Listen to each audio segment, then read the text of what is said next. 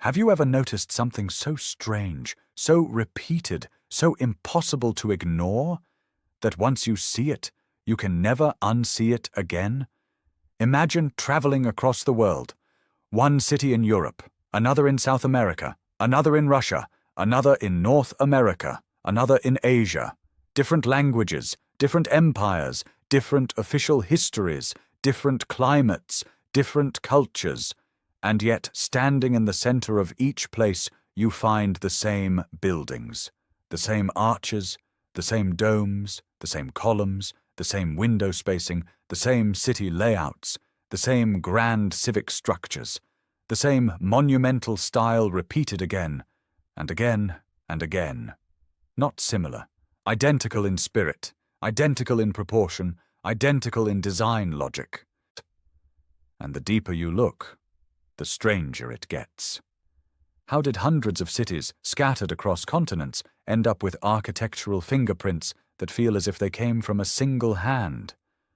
Why do so many old-world buildings look like they belong to the same family, even when the people living in those cities are told completely different stories about who built them and why? Why do we keep finding the same massive stone foundations, the same ceremonial facades, the same impossible craftsmanship, the same sense that these places were not just inspired by one another, but produced according to one master blueprint? Was it coincidence? Was it imitation? Or are we looking at the silent remains of a civilization so vast, so organized, and so advanced in construction that it once stamped its identity across the entire world? Tonight, we are going to explore one of the most unsettling patterns in architectural history, the possibility that hundreds of cities were not shaped by isolated local cultures alone, but by one connected global tradition whose marks still remain hidden in plain sight. Because once you start comparing these cities side by side, the question is no longer whether the similarities are real. The real question becomes, how far does this pattern go? Take a moment and picture what official history usually teaches us. We are told that each great city rose through its own local story. A kingdom here, a republic there, a colonial government somewhere else.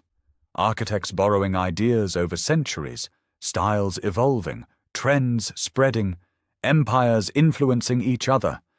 And on the surface, that explanation sounds reasonable. Of course, ideas travel. Of course, builders copy what they admire. Of course, wealth and power produce similar monuments. But that explanation starts to feel thin when the pattern becomes too precise. Because this is not merely a case of many places used columns. It is the recurrence of entire urban languages, massive stone administrative buildings with commanding stairways, symmetrical facades stretched across whole blocks, repeated window grids, raised first floors, monumental entrances, domed central halls, decorative pediments, long axial boulevards, public squares framed with the same visual logic, buildings designed less like houses for ordinary people and more like components in a civilization-wide system. It feels standardized, and that is what makes this idea so powerful. Standardization is not random. Standardization implies rules. It implies training. It implies shared engineering assumptions. It implies that people in different regions were not simply guessing. They were participating in something bigger than themselves. Think about the modern world. When you see airports, government complexes, rail terminals, military bases, or industrial zones built according to similar principles across multiple countries, you immediately understand what that means. It means systems. It means coordination. It means a world connected by institutions, technologies, and design standards. So what are we supposed to think when we find older cities displaying the same kind of repetition? Were hundreds of populations, separated by enormous distances, all spontaneously choosing the same monumental architecture? Or were they inheriting it? That question changes everything. Because inheritance suggests a forgotten source. And once you start hunting for that source, an incredible possibility begins to emerge. Maybe what we call local architecture in many old cities is actually the surviving shell of a much older and wider building culture, a civilization not defined by one flag or one language in the modern sense, but by one architectural grammar spread across a network of cities, a civilization that may have been more connected than we have been taught to imagine. Look closely at the oldest districts in many major cities, ignore the glass towers and modern renovations, strip away the traffic, the signs, the wires, the painted surfaces, and the restored storefronts. What remains underneath is often astonishingly consistent. Heavy masonry, extraordinary proportions, giant doors and windows, decorative precision carved into stone at a scale that suggests not mere wealth, but a different relationship to labor, energy, and planning. These buildings often feel oversized for the people said to have built them. Not fantastically oversized, just strangely oversized. Ceilings too high, entrances too grand, hallways too broad, foundations too heavy, walls too thick, stairs too monumental. And perhaps the most important detail of all, the buildings often seem to assume a civilization that thought in terms of permanence, symmetry, and total urban composition. That kind of architecture does not come from temporary thinking. It comes from a people who expected their cities to endure. Now, supporters of the mainstream view would argue that this is simply the product of classical influence. They would say Greek and Roman forms inspired later European architecture, which then spread through trade, colonization, and imperial ambition. That explanation does account for part of the story. Ideas certainly traveled. Empires certainly exported aesthetics. But even then, questions remain. Why do so many cities display not just influence, but near repetition? Why do administrative buildings, cathedrals, museums, train stations, courthouses, and civic halls in far-flung places often feel like variations of the same core template? And why do many of these structures appear to have been inserted into cities with a scale and sophistication that seems to exceed the known development stage of those places at the time? This is where the mystery becomes uncomfortable, because when architecture appears too advanced, too coordinated, or too unified for the story surrounding it, people begin to ask whether the story came later. What if many cities did not gradually build themselves into grandeur? What if, in some cases, the grandeur was already there? That would explain something else people have noticed for years: the strange frequency with which old buildings are said to have been repurposed. A palace becomes a school, a civic hall becomes a museum, a religious structure becomes an administrative center, a grand exhibition building becomes a government office. Again and again, the official record seems less focused on explaining original purpose than on documenting later use. That is a subtle but important difference. When a building's first life is blurry but its later life is clear, it raises questions. Questions like, who really designed this? For what system? For what population? For what civilization? And then there are the city plans themselves. Many older cities are not chaotic in their historic cores. They are deliberate, ordered, geometric. Their important buildings speak to one another across squares, avenues, and carefully aligned sightlines. It is as if they were conceived not as isolated structures, but as pieces of a single urban machine. That kind of planning is difficult even today. It requires surveying. It requires resources. It requires administrative power. It requires a vision that reaches beyond one generation. Now multiply that by hundreds of cities. At that scale, you are no longer looking at architecture alone. You are looking at a civilizational pattern. And perhaps that is the most fascinating part of this entire theory. It does not begin with a single mysterious building. It begins with repetition. One city can be dismissed. 10 cities can be explained away. But when you begin finding the same architectural DNA in city after city after city, the conversation changes. Patterns create pressure. Pressure creates doubt. and doubt forces us to re-examine what we think we know. Consider the emotional effect of these places. Even people with no interest in architectural history often say the same thing when they walk through old districts filled with grand stone buildings. It feels different. Not just beautiful, different, more formal, more coherent, more imposing. As if the city was built by people who believed public life itself should be ceremonial. That mentality is hard to fake. It reflects a worldview. A civilization that builds with that much discipline is making a statement.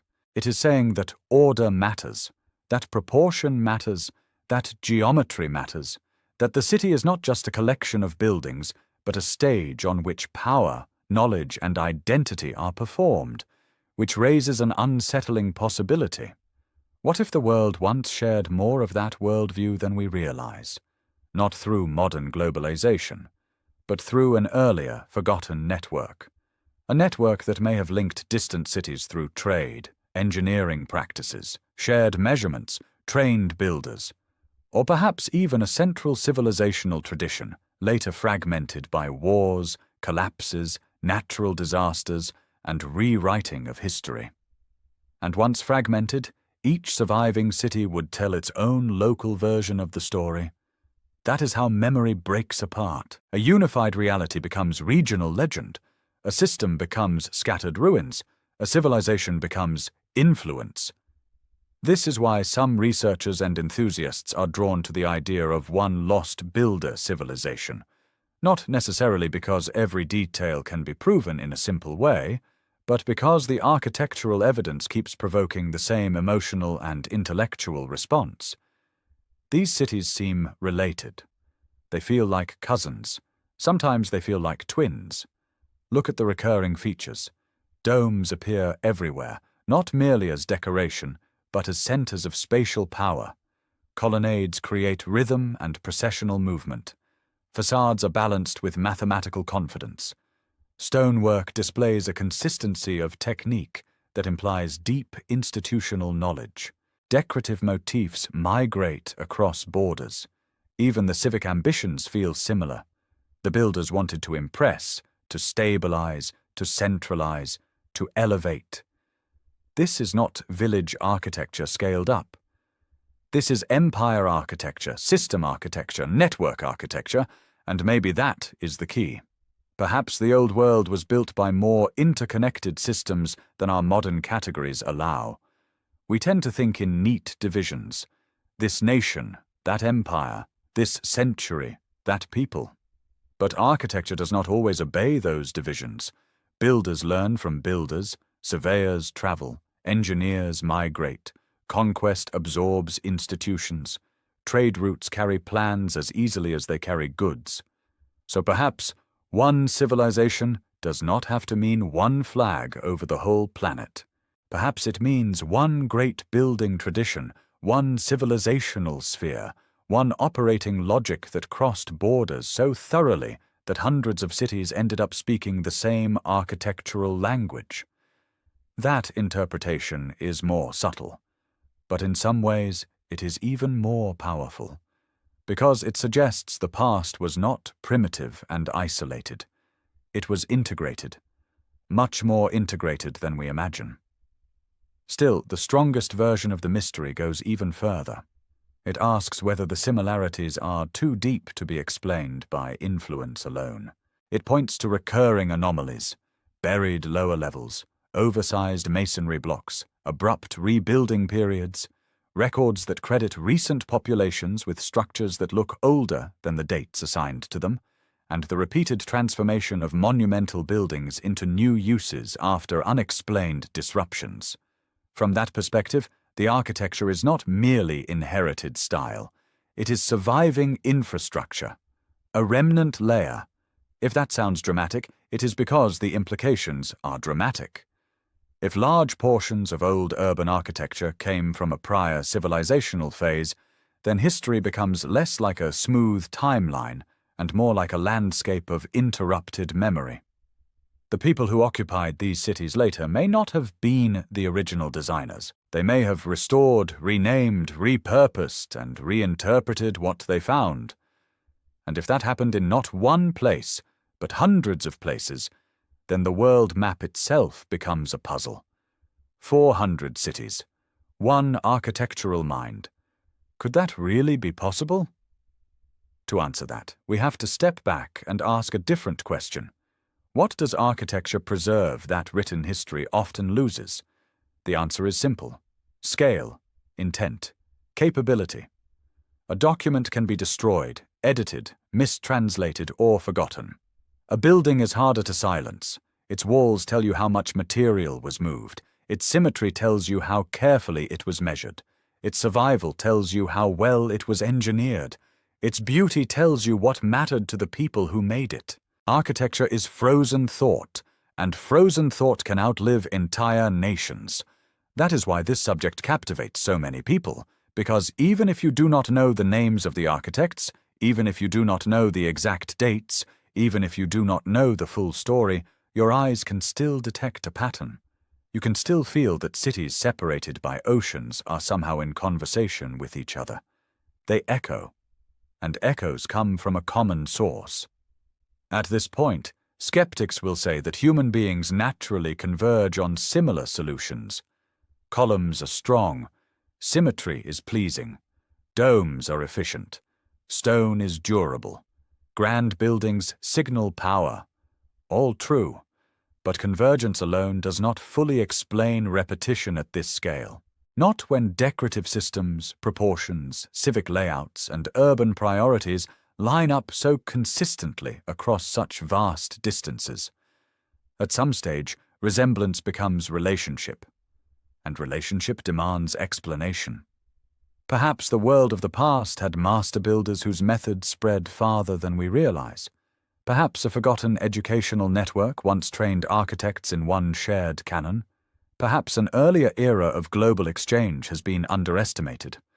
Or perhaps the most radical possibility is closer to the truth, that a civilization or civilizational order once operated across a much larger footprint than the textbooks admit, and its cities still stand all around us, renamed and reassigned. That does not mean every mystery has one answer, but it does mean the question is worth asking, because our modern minds are trained to think of the past as smaller than the present, less connected, less capable, less organized.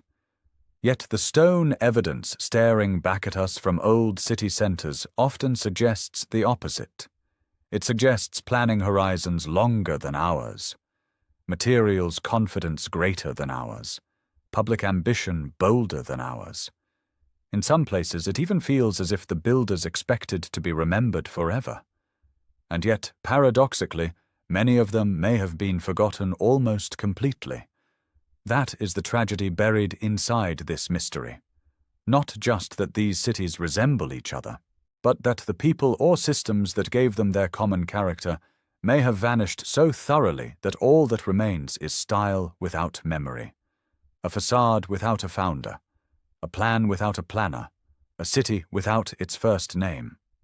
So what are we really looking at when we compare these 400 cities?